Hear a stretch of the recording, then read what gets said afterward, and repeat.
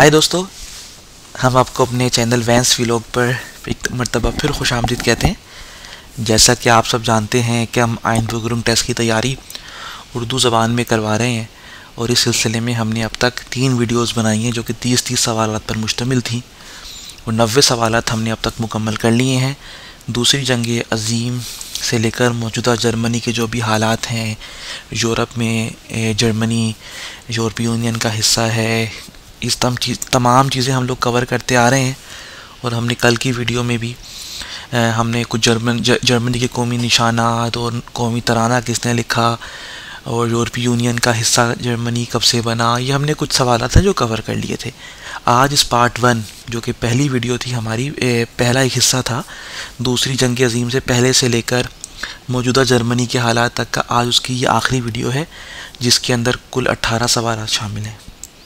तो आज की वीडियो के अंदर हम उसी सिलसिले को कंटिन्यू करेंगे जिसमें अब बिल्कुल उसमें ये होगा कि जर्मनी के पड़ोसी ममालिक कौन से हैं, या जर्मनी के जो, फिर हम आपको बिल्कुल जर्मनी में सूबे कितने हैं, और हम आपको बिल्कुल हल्का सा एक टच भी देंगे कि जो जर्मनी में जो सूबे हैं उनके बुनियादी काम क्या हैं। विफाक जो फेडरल, जिसको बुंड भी कहते हैं, फेडरल बुंड जो जर्मनी की फेडरेशन है, बुंदेसलैंड का जो एक टर्म इस्तेमाल करते हैं हम लोग, कि वो उसकी क्या, वो किस हद तक काम करती है। फिर उसके बाद सारी अथॉरिटी स्टेट्स के ऊपर आ जाती हैं, वो आज़ाद हैं, ख़ुद मुख्तार हैं और उनका अपना सिस्टम होता है। तमाम उस सूबे के इदारे उस सूबे की इंतज़ामिया के तहत आते हैं।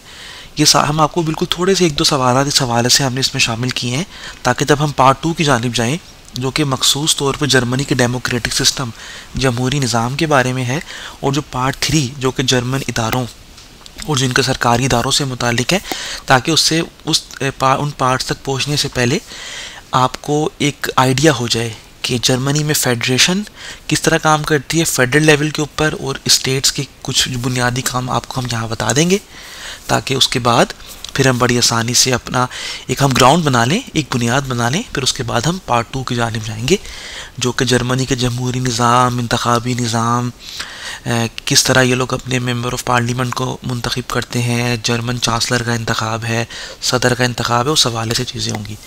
तो चलिए दोस्तों, हम इसके साथ आगाज़ करते हैं अपने पहले सवाल का। अगर आपको हमारी वीडियोस पसंद आ रही हैं तो वीडियोस को ज़रूर लाइक करें, चैनल को सब्सक्राइब करें, अपने दोस्तों से शेयर करें ताकि हमारा ये पैगाम, हमारी ये वीडियोस ज़्यादा लोगों तक पहुंच सके। तो दोस्तों, आज हम चलते हैं अपने पहले सवाल की जानिब। हमारा पहला सवाल, कल गालिबन ये सवाल हमसे मिस हो गया था, असूलन ये कल के पार्ट में आना चाहिए था। मैंने आपको बताया था कि DDR डोइचे डेमोक्रेटिस्che रिपब्लिक जब जर्मनी में आके मिली थी, जिसको हम टाग द डोइचे आइनहाइट भी कहते हैं, 3 अक्टूबर 1989 को, तो उस वक्त 5 सूबे वहाँ पर जो कि ईस्ट जर्मनी का हिस्सा थे वो यहाँ पे आके शामिल हुए थे, जिनके हमने नाम भी यकीनन आपको अंदाज़ा होगा कि हमने कल देख लिए थे। मैं कल का सा रिवाइज करा दूँ कि उसमें मैक्लेनबर्ग फोरपोमेन था, ब्रांडनबुर्ग शामिल था, साक्सन एनहाल्ट और थुरिंगन की रियासत शामिल थी सूबे। तो ये हमने सब वहाँ पर देखा था। ये सवाल फिर हमारे जो टीम मेंबर ने हमें जानिब बताया कि ये सवाल जो था ये असूलन उस पार्ट में आना चाहिए था जो कि मिस प्लेस हो गया था हमसे। मैं आगे आपको बताऊंगा कि हम किस तरह काम कर रहे हैं, कितना हमें वक्त लगता है, तो आपको कुछ अंदाज़ा हो जाएगा। बहरहाल आप इस जवाब से वाकिफ़ हैं कि हमारे पास जो है जर्मनी में कुल 5 जो wie viele Bundesländer kamen bei der Wiedervereinigung 1969 zur Bundesrepublik of Deutschland hinzu, कि ऑफिशियली दीवार तो 1989 में टूटी थी, लेकिन ऑफिशियली जो सूबे जर्मनी में शामिल हुए थे वो सन 1990 माना जाता है। तो ये कहना चाह रहे हैं विदरफेराइनिgung जो हुई थी ऑफिशियल, टाग द डोइचे आइनहाइट जिसको भी कहते हैं, तो कितनी बुंदेसलैंड है, कितने सूबे, हिंसू, आपको पता है एक टर्म होती है हिंसू कॉमन, फर्दरमोर, कितने फर्दरमोर, कितनी स्टेट्स जर्मनी में आके शामिल हुई थी, तो उसका जवाब पता है हमें, वो टोटल 5 स्टेट्स थी। अगले सवाल की जानिब चलेंगे जो कि है मित वेल्शन वर्टन बिगिन द डोइचे नेशनल। हमने कल देखा था कि जो जर्मनी का हमने कल पूरा सिस्टम देखा था। अब हम बिल्कुल बुनियादी सवालात की जानिब जा रहे थे कि जर्मनी का सिस्टम कैसे काम करता है, पार्लियामेंट का निशान क्या है, कौमी निशान क्या है, कौमी तराना किसने लिखा। तो उस हवाले से आपको याद होगा हम लोगों ने कल एक, इससे पिछला जो आखिरी, कल उस दिन हमारा आखिरी सवाल था कल का, सवाल नंबर 90, कि जर्मन कौमी तराना किसने लिखा, तो हमने शायद आपको बताया था कि हाइनरिश हॉफमैन है, जो जिनका ताल्लुक फॉलर्स लेबन, मैंने आपको बताया था कि आप याद कर लें लेबस लांगे से। तो फॉलर्स लेबन ने कौमी तराना लिखा था। अब वो कौमी तराना शुरू कैसे होता है, ये सवाल में पूछा जा रहा है। कह रहे हैं वो शुरू होता है फ़ोल्कर हर्ड द सिग्नल है, कि फ़ोल्कर आपको पता है पॉपुलेशन को कहते हैं, पीपल को, हर्न कहते हैं सुनने को, कहते हैं कि अवाम सिग्नल सुन रही है। आइनिशकाइट उन रैश उन फ़गायहाइट।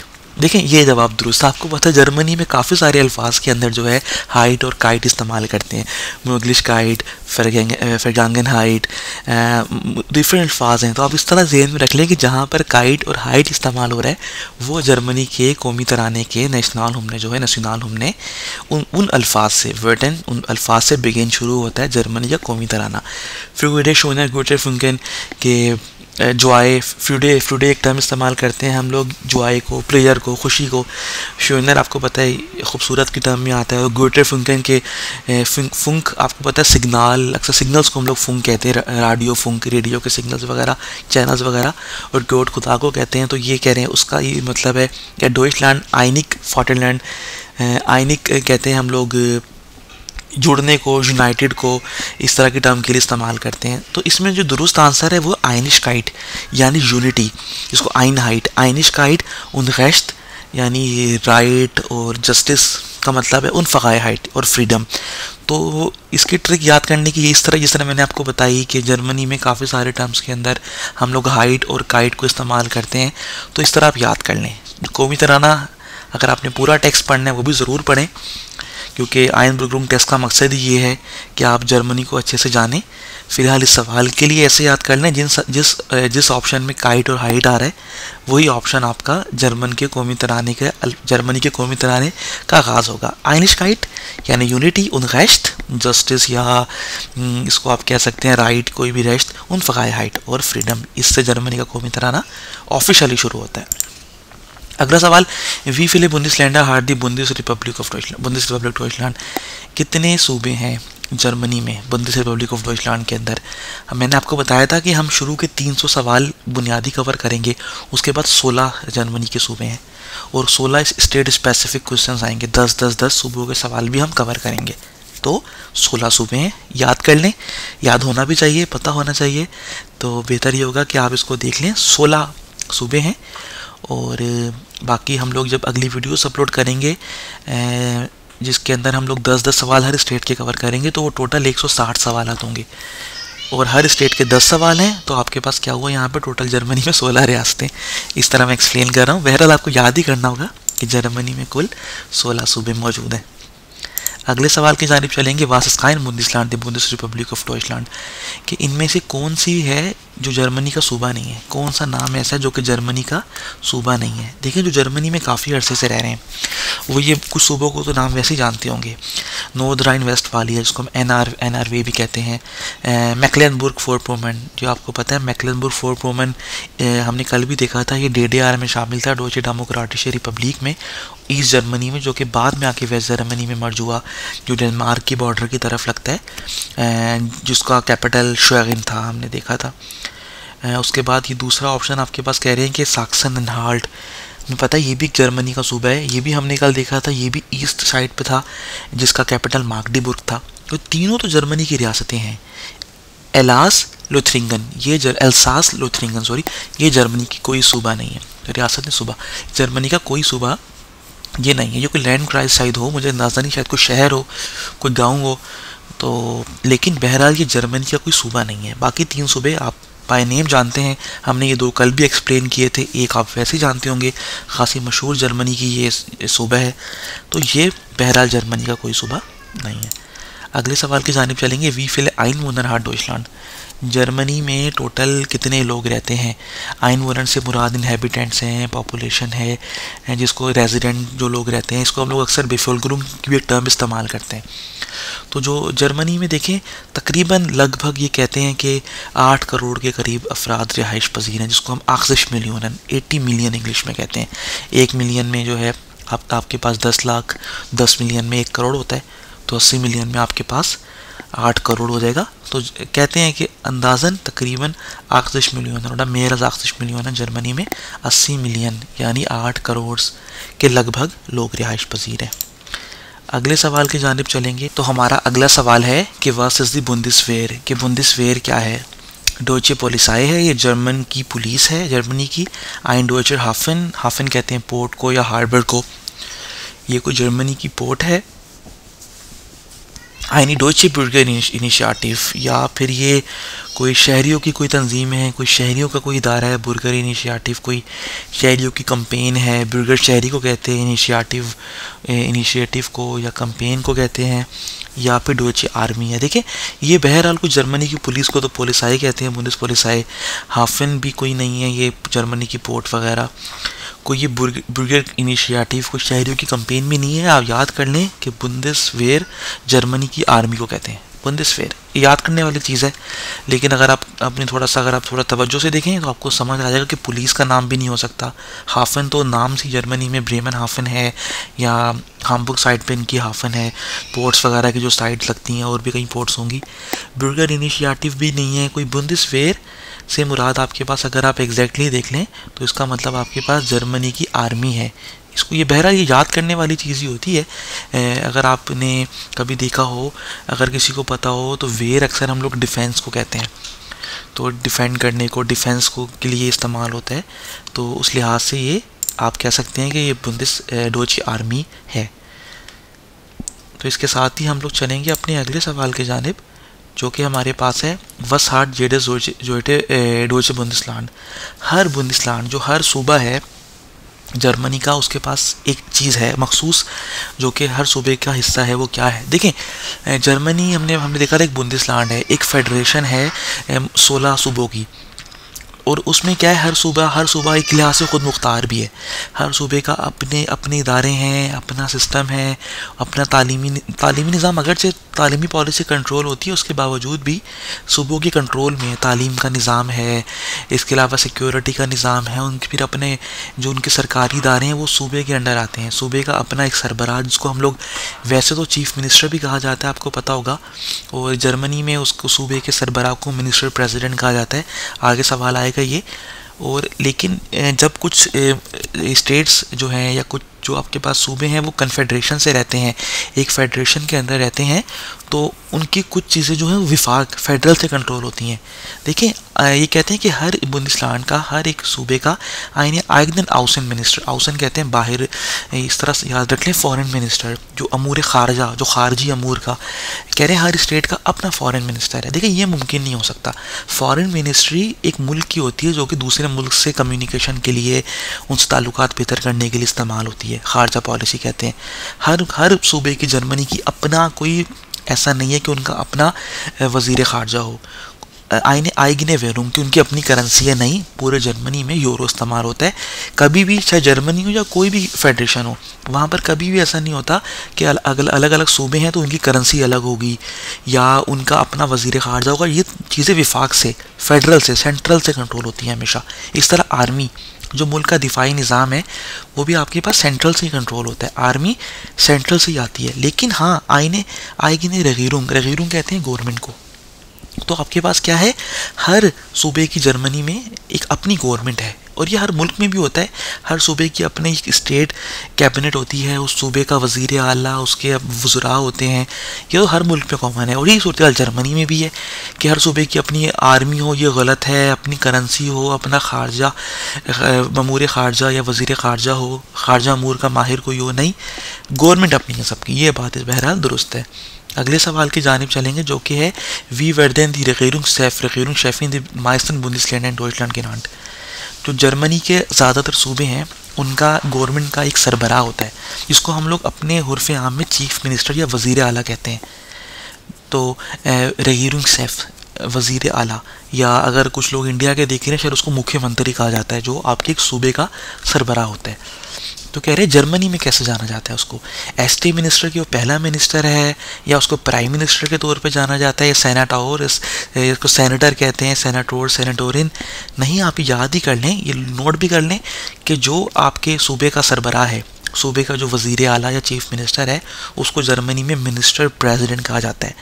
ये टर्म हम अगले टॉपिक पार्ट 2 में देखेंगे कि ये किस तरह ये सब मिलकर एक बुंदेसवर्सामलुंग बनती है या बुंदेसराट बनता है, या उसका भी हिस्सा होते हैं, वो एक अलग टॉपिक है। लेकिन अभी आप इतना याद रख लें कि ये जो आपके रेगिरुंगशेफ, जो एक सूबे, जो बुंदेसलैंड की गवर्नमेंट का जो एक सूबे का जो सूबा है उसका जो सरबराह है उसको हम लोग मिनिस्टर प्रेसिडेंट, या अगर वो फीमेल है तो मिनिस्टर प्रेसिडेंटिन कहते हैं। ये बहरहाल आपको याद ही करना होगा।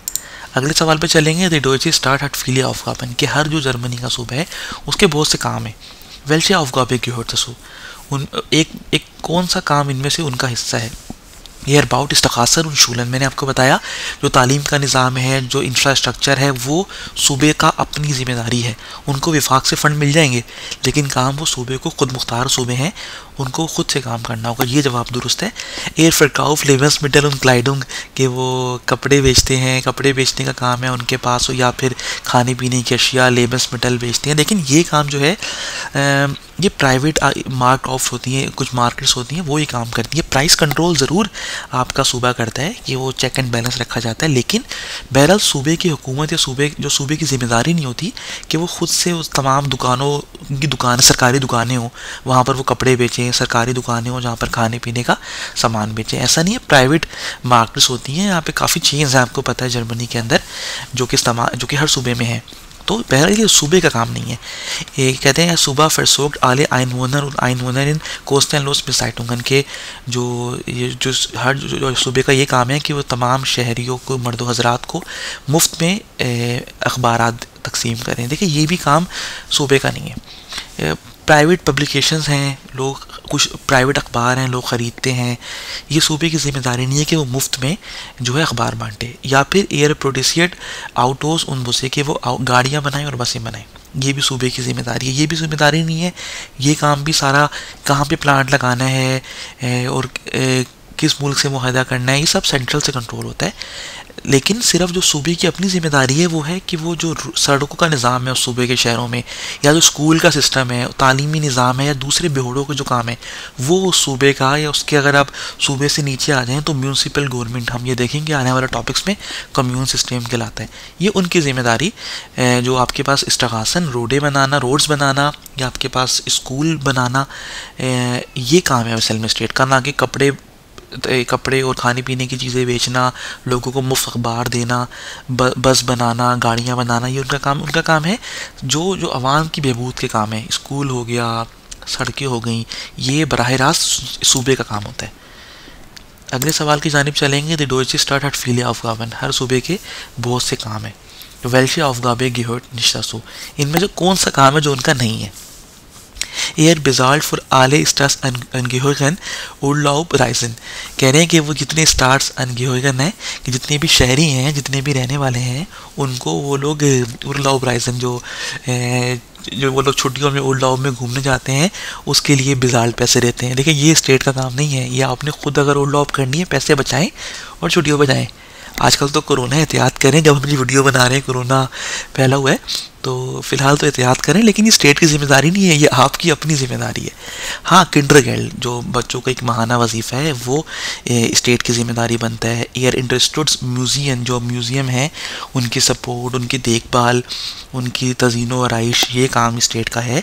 एयर फोर्डेड स्पोर्टलर उन स्पोर्टलरिन, देखिए फोर्डन एक हम वर्ब इस्तेमाल करते हैं प्रोमोट को, फैसिलिटेट करने को, किसी के लिए सहूलत कारी करना, किसी को सपोर्ट करना। स्पोर्टलर जो मर्द खिलाड़ी या जो खातून खिलाड़ी हैं, जो खिलाड़ी हैं उनको सपोर्ट करती है स्टेट। ये भी स्टेट की जिम्मेदारी बनती है जर्मन सूबों की। म्यूज़ियम को देखना, उसकी सारा देखभाल करना, ये भी उनकी जिम्मेदारी है। किंडरगार्टन भी देना, लेकिन उर्लाउब के लिए पैसे देना ये बहरहाल उस सूबे की जिम्मेदारी नहीं है। तो ये जवाब हमारा दुरुस्त है। अब वगूम कंट्रोलेड द स्टार्ट इन डॉइटलैंड द स्कूलवेज़न के जो जर्मनी में जो है आपके पास जो सूबा है वो शूलवेज़न, यानी ये जो आपके पास स्कूल का सिस्टम है, इसका जो पूरा निज़ाम है, मैंने आपको बताया स्कूलों का निज़ाम भी, स्कूल का जो सिस्टम है वो भी बहरहाल जर्मन सूबों का एक काम है। तो कह रहे हैं वो क्यों कंट्रोल करते हैं, क्योंकि ये उनका काम है। पहला ऑप्शन है वाइल एस इन डॉइचलैंड नोर स्टाटलिशे शूलन गिफ्ट, कि जर्मनी में जो है वो सिर्फ सरकारी स्कूल हैं, इस वजह से ये जो सूबे की गवर्नमेंट है, वो जो सूबा है वो अपना स्कूल का निज़ाम कंट्रोल करता है। नहीं, आपको पता है जर्मनी में प्राइवेट स्कूल्स भी हैं। वाइल आले शुलर इन आयन शूल अबशलूस हाबिन मुसन, इसलिए जो आपके पास सूबा है वो देखता है कि तमाम जो पढ़ने वाले जो बच्चे बच्चियाँ हैं उनको लाजमी है कि उनका शूल अबशलूस हो। आप हमें पता है जर्मनी में लाजमी नहीं है कि सबके पास ही हाई स्कूल डिप्लोमा हो, कुछ लोग आउसबिल्डिंग की जानिब चले जाते हैं, ये हम आने वाले सवालात में देखेंगे इस सिस्टम के हवाले से। लेकिन ये भी उनमें से कोई ऑप्शन नहीं है कि इसलिए उनकी जिम्मेदारी है स्कूल सिस्टम को कंट्रोल करना कि तमाम बच्चों जो तालिब इल्म हैं या जो बच्चे हैं या जो बच्चियाँ जो तालीम हासिल कर रहे हैं उनके लिए लाजमी है कि वो हाई स्कूल की डिग्री उनके पास हो, सबके पास नहीं होती। While S in then बुंदेसलैंडर verschiedene Schulen gibt, ये इसलिए कि बुंदेसलैंड में बहुत सारे स्कूल डिफरेंट स्कूल्स हैं, verschiedene मुख्तलिफ स्कूल हैं, इसलिए उनकी जिम्मेदारी नहीं। वाइल एस नाक them Grundgesetz seine Aufgabe ist, simple is that, कि जो जर्मनी के सूबे हैं, जो जर्मनी की स्टेट्स हैं, उनकी जिम्मेदारी है, उनकी जिम्मेदारी बनती है कि वो कंट्रोल करें, इसलिए स्कूल का सिस्टम कंट्रोल करते हैं क्योंकि एज पर ग्रुनगेजेट्स, ये भी हम आगे देखेंगे, ग्रुनगेजेट्स जर्मनी का बुनियादी कानून है, जो हमारा पार्ट 3 है जो कि जर्मनी के कानून के हवाले से उसमें ही आएगा। ग्रुनगेजेट्स जो है, जो बुनियादी कानून है, उसमें लिखा हुआ है कि स्टेट की जिम्मेदारी है कि वो, जिस तरह हमने पहले भी देखा किंडरगार्टन भी देते हैं बच्चों को, या फिर जो जितने भी सरकारी उस इदारे हैं, सरकारी काम है उस सूबे के, वो उनकी ज़िम्मेदारी बनता है। फिर हमने सड़कों का निज़ाम है, स्कूल का निज़ाम है, वो उनकी ज़िम्मेदारी है। तो ये आपके पास ये जो निज़ाम है पूरा, ये इसलिए भी लाजमी है क्योंकि ये उनकी ज़िम्मेदारी है। तो इसलिए उन्होंने जो स्टेट की गवर्नमेंट, उन्होंने इस पूरे निज़ाम को, जो कि स्कूल सिस्टम है, जो कि शूल विज़न है, कंट्रोल करना है। ऊपर तीन ऑप्शन ठीक नहीं है, यही ऑप्शन ठीक है क्योंकि ये उनका काम है, ज़ाहिर aufgabe, कि उनका टास्क है एज़ पर ग्रुनगेजेट्स, तो उन्होंने ये काम करना है लाजमी। इसके साथ ही हम चलेंगे अपने अगले सवाल की जानिब, जो कि डॉइचलैंड इज मिटग्लीड दिस शेंगन अबकोमेन, कि जर्मनी जो है वो पार्टनर है शेंगन, आपको पता होगा शेंगन स्टेट्स हैं एक यूरोप में जिनको हम शेंगन स्टेट्स कहते हैं, वो शेंगन अबकोमन का हिस्सा है। यानी इसको इस तरह ले लें, अबकोमन से मुराद कोई एग्रीमेंट है, शेंगन जो एग्रीमेंट है जर्मनी उसका मिटग्लीड, उसका पार्टनर है, उसका हिस्सा है। इसका क्या मतलब है? was bedeutet das? Deutsche können in vielen Ländern Europas ohne pass control they Ryzen. देखिए जर्मन जो हैं वो सी जो आपके पास यूरोपियन ममालिक हैं, फिनलैंड यूरोपास, वो ओने पास कंट्रोल है, पास कहते हैं पासपोर्ट को, बगैर पासपोर्ट के चेक किए बगैर जा सकते हैं। ये जवाब इसका दुरुस्त है, क्योंकि अक्सर आपने देखा जो शेंगन कंट्रीज़ हैं उनमें जब आप एंटर होते हैं तो आपको लाजमी नहीं है कि आप उनके एयरपोर्ट से गुजर के पासपोर्ट चेक करवाएं फिर आप एग्जिट करके एंटर हों, आप बाय रोड भी दाखिल हो सकते हैं।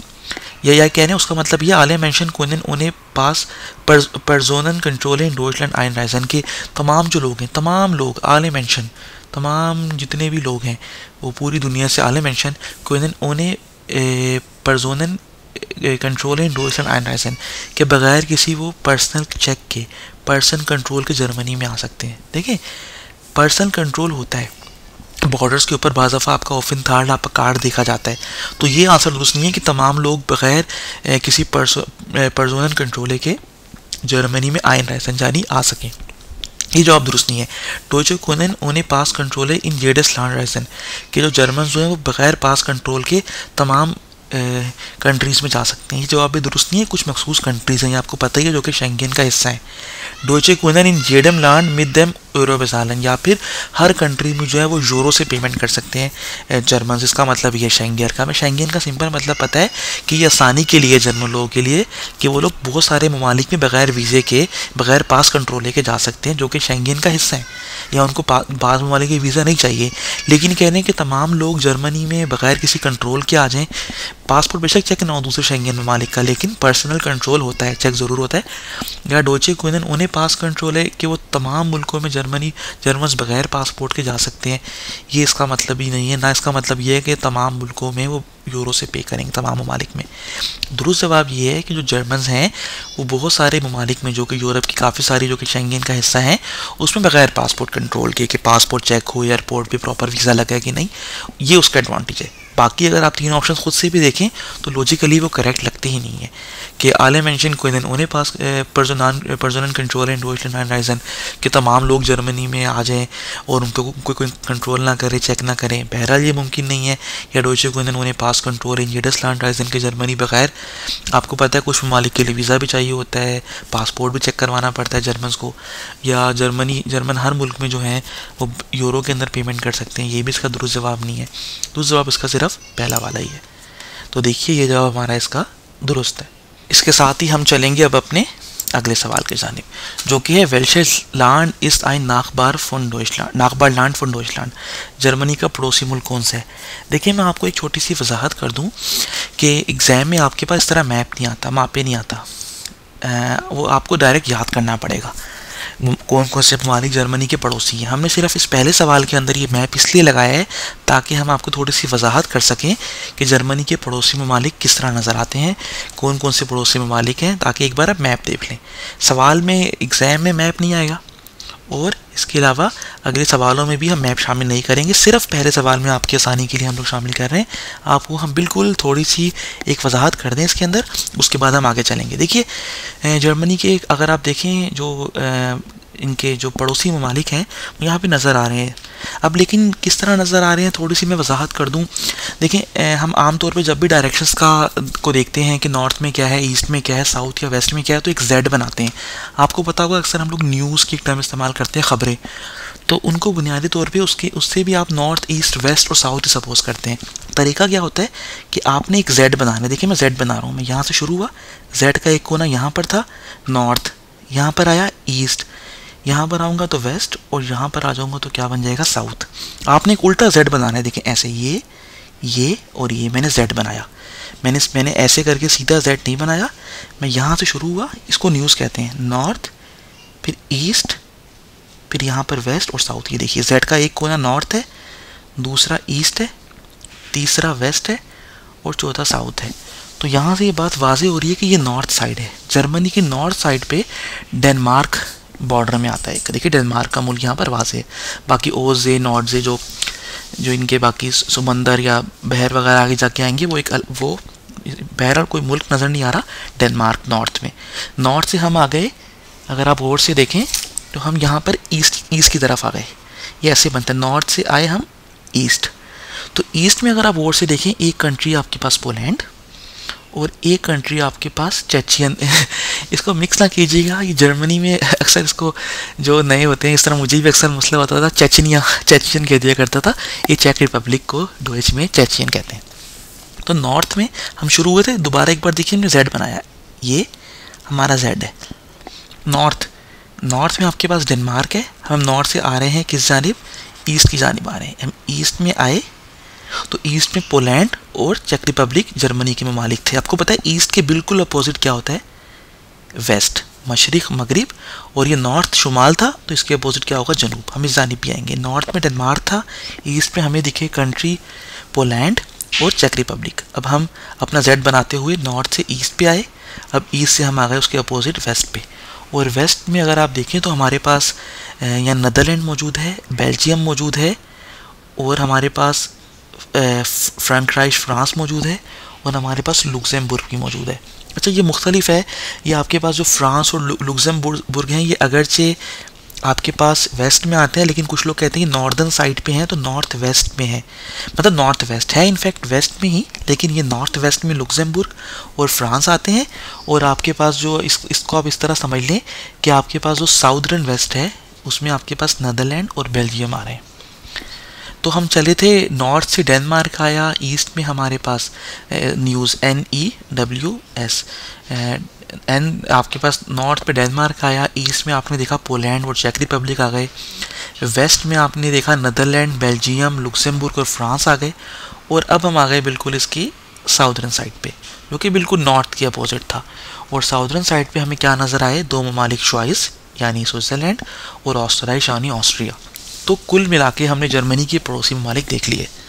अपने पास आप नोट भी कर लें, ये सवाल एग्ज़ाम में आता है कोई ना कोई इसमें से तो लाजमन देख ले। नॉर्थ में डेनमार्क हो गया, ईस्ट में हमने देखा कि पोलैंड और चेक रिपब्लिक था, वेस्ट में अगर आप फर्दर डिवाइड कर लें साउथ वेस्ट या नॉर्थ वेस्ट तो आपके पास साउथ वेस्ट के अंदर फ्रांस और लुक्समबर्ग है, और उसमें से आपके पास जो फर्दर अगर आप इसकी नॉर्थ वेस्ट साइड वाले ले लें तो उसके वहाँ बेल्जियम आता है। तो बल्कि सिंपल अगर आप चाहें तो इस तरह जहन में रख लें कि नॉर्थ में डेनमार्क है, ईस्ट में पोलैंड और चेक रिपब्लिक है, इसके अलावा आपके पास जो वेस्ट में नीदरलैंड, बेल्जियम, लुक्समबर्ग और फ्रांस है, और साउदर्न साइड जाके मिलती है स्विट्ज़रलैंड और ऑस्ट्रिया से। तो ये कुछ सवालात आगे आएंगे, मैंने सोचा पहले आपको वजाहत कर दूं। तो पहला हमारा इसका 103 नंबर सवाल है, वही देख लेते हैं कौन सा इसका नागपार है। हमने देखा ना स्पेन यहाँ पर आ रहा है, ना बल्गारिया आ रहा है, ना नॉर्वे आ रहा है, लुक्समबर्ग आ रहा है। लुक्समबर्ग जो कि वेस्टर्न साइड पे था, ये जवाब हमारा दुरुस्त है। अगले सवाल पे चलेंगे। वेल्चेस लैंड इज ein Nachbarn von Deutschland। कौन सा इनमें से जर्मनी का जो है वो पड़ोसी मुल्क है? रोमानिया है, बल्गारिया है, ग्रीसलैंड ग्रीस या पोलैंड? हमें पता है पोलैंड है जो कि ईस्ट में आता है। मैप में आपको बता दिया हमने, ज़रूर देखिएगा कि वहाँ पर आपके पास पोलैंड यहाँ पर ईस्ट में आ रहा है। तो पोलैंड इसका दुरुस्त जवाब है, मशरिक में पोलैंड है। अगला सवाल है हमारे पास। वेल्चेस लैंड इज ein Nachbarn von Deutschland। ये देखें, फिर मैंने आपको बताया था कि ईस्ट में चेक रिपब्लिक आ रहा था, ना कि बल्गारिया भी इनका कोई पड़ोसी मुल्क नहीं है, ग्रीसलैंड नहीं है, पुर्तगाल भी नहीं देखा, चेचियन यानी चेक रिपब्लिक था जो कि इसका दुरुस्त जवाब है। अगले सवाल की जानिब चलेंगे जो कि वेल्चेस लैंड इज ein Nachbarn von Deutschland। फिर आ गया कौन सा आपके पास कौन सा मुल्क है जो कि जर्मनी का पड़ोसी है। आप फिर वो मैप अपने जहन में एक बार दोबारा लेकर आएँ कि वो किस तरह हमने उसको बनाया हुआ था।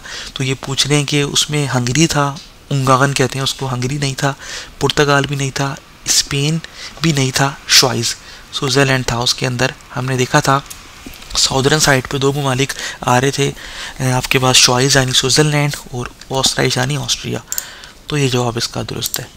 अगले सवाल की जानिब चलेंगे जो कि फिर एक सवाल है कि वेल्चेस लैंड इज ein Nachbarn von Deutschland के कौन सा मुल्क जर्मनी का पड़ोसी है। तो अब का सवाल हमारे पास नॉर्दर्न साइड से आया है।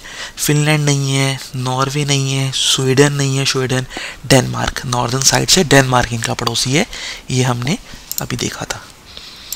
और इसके साथ ही हमारा ये आखिरी सवाल है पार्ट 1 का। इन वेल्शम अंडरलैंड gift es eine große deutsche Sprache Bevölkerung। Bevölkerung कहते हैं पॉपुलेशन को, लोगों को, इनहेबिटेंट्स को। और डोइचे स्प्राखे के कौन सा मुल्क ऐसा है जहाँ जर्मनी से हट कर दूसरा मुल्क जहाँ पर बहुत बड़ी एक आबादी है जो कि जर्मन ज़बान जानती है। वो कह रहे हैं वो मुल्क चेक रिपब्लिक है, नॉर्वे है, स्पेन है कि ऑस्ट्रिया।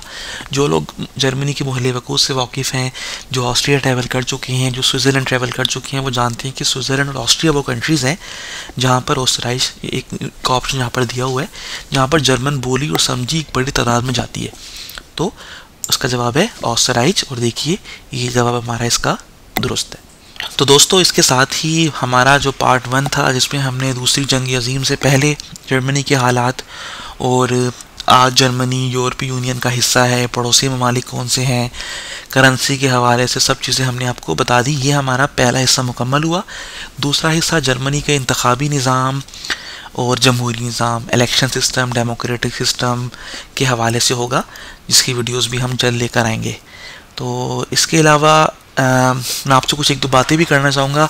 आप जानते हैं कि हम अपने चैनल वैंस व्लॉग पर हमने इससे पहले जर्मन ड्राइविंग लाइसेंस की थ्योरी उर्दू और इंग्लिश में हम वीडियोस अपलोड की हैं।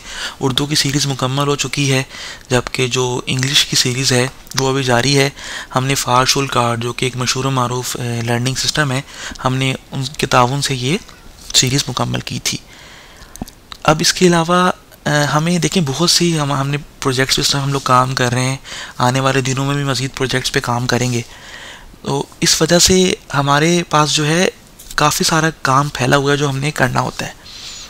हमारी टीम है, हम सब लोग जो हैं यहाँ पे जर्मनी में जॉब्स कर रहे हैं या कोई पढ़ रहा है, तो टाइम हमें सिर्फ शाम के वक्त मिलता है, जिसमें आप अगर हमारा आइनबर्गरुंग टेस्ट देखें आपको ये अंदाज़ा हुआ होगा कि हम लोगों ने सवाल एक ऑर्डनू एक सिस्टम में अरेंज किए हैं। तो कुछ लोग हैं जो हमारा जो रिसर्च करके सवालों की ऑर्डरिंग करते हैं कि एक सीक्वेंस बन जाए, एक फ़्लो बन जाए, सुनने वालों को समझ में आ जाए। या आपको नज़र भी आया होगा हमारी सीरीज़ में अब तक कि एक फ़्लो चला था बिल्कुल स्टार्ट से, और हम स्टेप बाय स्टेप जाकर आपको चीज़ें समझा रहे थे। तो फिर उसके अलावा पहले सवालों को अरेंज करना, उनकी रिसर्च करना, पॉइंट्स मज़ीद पढ़ना नेट से या जो लोग हिस्ट्री जानते हैं उनसे समझना, फिर उसकी स्लाइड्स तैयार करना। उसके बाद मरहला आता है रिकॉर्डिंग का। अब वो रिकॉर्डिंग भी कभी वन गो में नहीं होती। आपको पता है इंसान में गलतियाँ होती हैं, तो फिर वो रिकॉर्डिंग मुख्तलिफ पार्ट्स में होती है। उसके बाद एक बड़ा मरहला आता है वीडियो एडिटिंग का। फिर वो वीडियो एडिट होती है, एडिट होने के बाद यूट्यूब पर अपलोड करके आप तक पहुंचती है। तो ये एक बड़ा मरहला होता है, क्योंकि हम सब लोग दिन भर अपने कामों में मसरूफ़ होते हैं। हमें शाम में जो टाइम बचता है, जो आपके सामने एक फ़ाइनल प्रोडक्ट आती है जो आधे घंटे या 1 घंटे की होती है, इसके पीछे कम से कम आप देखें तो 4 से 5 घंटे का टाइम इन्वेस्ट हुआ होता है। इतना ज़्यादा टाइम लगता है। हम कोशिश कर रहे हैं कि हम लोग अपने काम को स्पीड अप करें, जो आप लोगों की ख्वाहिशें उस पर पूरा उतरें, क्योंकि हम लोगों ने फ्यूरी शाइन की भी सीरीज़ मुकम्मल करनी है। हमें अक्सर लोगों के सोशल मीडिया पे जो हमारे कॉन्टैक्ट्स हैं वहाँ पे मैसेज आते हैं डिफरेंट फोरम्स पे कि आप लोगों की वीडियोस कम आती हैं, या जैसे आपने ड्राइविंग लाइसेंस शुरू किया था इंग्लिश का, वो भी किस मरहले तक पहुँचा है वो कंप्लीट करें, या फिर बोनस वीडियोज़ हम कुछ ऐड कर रहे थे जर्मन ड्राइविंग लाइसेंस की प्लेलिस्ट में, वो आप मुकम्मल कर दें। मैथमेटिकल क्वेश्चंस के सैंपल डालें जो ड्राइविंग लाइसेंस में आते हैं, या फिर सैंपल एग्ज़ाम सोल्व करें ज़्यादा से ज़्यादा हमारे लिए। तो ये एक मुश्किल मरहला इस तरह होता है कि हमें टाइम को अरेंज करना होता है। तो दोस्तों, इसके लिए हम आपसे कुछ नहीं कहते कि आप जैसे हम कोई पेड कोर्स डाल रहे हैं, हम एक ओपन सोर्स, हमारी काविश है, कोशिश है कि ज़्यादा से ज़्यादा लोगों तक हमारा ये पैगाम पहुँचे, ये चीज़ पहुँचे कि आप अपनी ज़बान में फ्यूरो शाइन भी करें, आप आराम से हर सवाल को समझें, और आप अपनी ही ज़बान में जो है आप आइनबरूफिंग टेस्ट को समझ लें, ताकि आपको रट्टा लगा के टेस्ट ना देना पड़े। आप हिस्ट्री को भी समझें, चीज़ों को समझें, German democratic system, German history, culture को समझें, उसके बाद आप टेस्ट दें। तो हम आपसे यहाँ पे कुछ डिमांड नहीं कर रहे। अगर हमारी आपसे डिमांड है तो वो सिर्फ यही होगी कि हमारी वीडियोस को लाइक ज़रूर किया करें। देखिए, लाइक करने से ये होता है कि फिर यूट्यूब का जो सिस्टम है वो इस तरह काम करता है, एल्गोरिथम, कि वो वीडियोस जब लाइक्स में जाती हैं तो ऑटोमेटिकली फिर वो सजेशंस में जाना शुरू होती हैं कि अगर ये वीडियो आपने देखी है तो ये वीडियो भी देखें। तो जितना हमारा एक कॉन्सेप्ट है कि अगर आप वीडियो को लाइक करेंगे, यूट्यूब के एल्गोरिथम उस तरह काम करता है, तो वो मज़ीद सर्कुलेट होकर ज़्यादा लोगों तक। अब ओबियसली हम जर्मनी में सब लोगों तक तो नहीं ये बात पहुंचा सकते कि हम आइनबरूफिंग टेस्ट जर्मन में करवा रहे हैं। हम कुछ जगहों पर अपनी प्रमोशन कर देंगे, लेकिन मेन सोर्स यूट्यूब ही होगी। तो अगर आप वीडियोस को लाइक करेंगे ज़्यादा से ज़्यादा, तो लाइक करने से क्या होगा कि ये वो ऑटोमेटिकली यूट्यूब के सर्चिंग एल्गोरिथम में ऐड हो जाएगा, और उसके बाद वो वीडियो दूसरे लोगों को भी सजेस्ट होगी। और कोशिश ये करें कि वीडियो मुकम्मल हमारे ही चैनल पर देखें, या डाउनलोड ना करें। अगर कुछ लोग डाउनलोड करते हैं तो इससे बेहतर ये होगा कि जितनी ज़्यादा आप हमारी वीडियोस देखेंगे तो वो सजेशंस में दूसरे लोगों तक पहुंचेगी। और हमारा जो फाइनल मकसद है कि अपने लोगों को उनकी ज़बान में आइनबरूफिंग टेस्ट, फ्यूरो शाइन, और जो हम फ्यूचर में कुछ प्रोजेक्ट्स लेकर आएंगे उनको करवाए जाएं। एक शोलूंगा सिस्टम, एक पढ़ाई का मुफ्त निज़ाम हम कोशिश कर रहे हैं अपने तौर पे अपने यूट्यूब चैनल पे डालें वैंस व्लॉग पे। दोस्तों, आपसे एक छोटी सी दरख्वास्त थी कि 2-3 चीज़ों को आपको समझना होगा कि हम लोग कोशिश करेंगे अपने इस काम को स्पीड अप करने की, ज़रूर फास्ट करेंगे, और ज़्यादा वीडियोस भी इंशाल्लाह हम लोग मुस्तकबिल में वीकेंड्स पे कोशिश करेंगे ज़्यादा वीडियोस लेकर आएँ। इसके अलावा वीडियोस को लाइक ज़रूर करें ताकि हमें भी अप्रिसिएशन मिले और हमारा जो कंटेंट है वो ज़्यादा लोगों तक पहुँचे। तो इसके साथ ही दोस्तों, आज की हमारी ये सीरीज़ मुकम्मल हुई। ये वाली वीडियो पार्ट 1 इसके साथ ही अपने ख़ुताम को पहुंचा। अब हम पार्ट 2 की जानिब जाएंगे, जो कि जर्मनी का मैंने बताया इलेक्शन सिस्टम की, इंतखाब कैसे होते हैं लोगों के, किन लोगों को वोट डालना अलाउ है, फिर गवर्नमेंट कैसे बनती है, फेडरल गवर्नमेंट है, फिर इसके बाद आपके जर्मन सूबों की जो गवर्नमेंट है वो किस तरह काम करती है, वो क्या जमहूरी निज़ाम है, वो उस पर उन सवालात पर मुश्तमिल होगी। अब तक दोस्तों हमारी ये इस सीरीज़ की चौथी वीडियो थी। पार्ट 1 यहाँ मुकम्मल हुआ 108 सवालात के साथ। अगर आपको हमारी वीडियोस पसंद आ रही हैं तो ज़रूर हमारी वीडियोस को लाइक करें, चैनल को सब्सक्राइब ज़रूर करें, अपने दोस्तों से शेयर करें। तो दोस्तों, हमें अगली वीडियो तक इजाज़त दें। हम अगली वीडियो में पार्ट 2 के साथ आएंगे। तब तक के लिए अपना बहुत ख्याल रखें। बाय।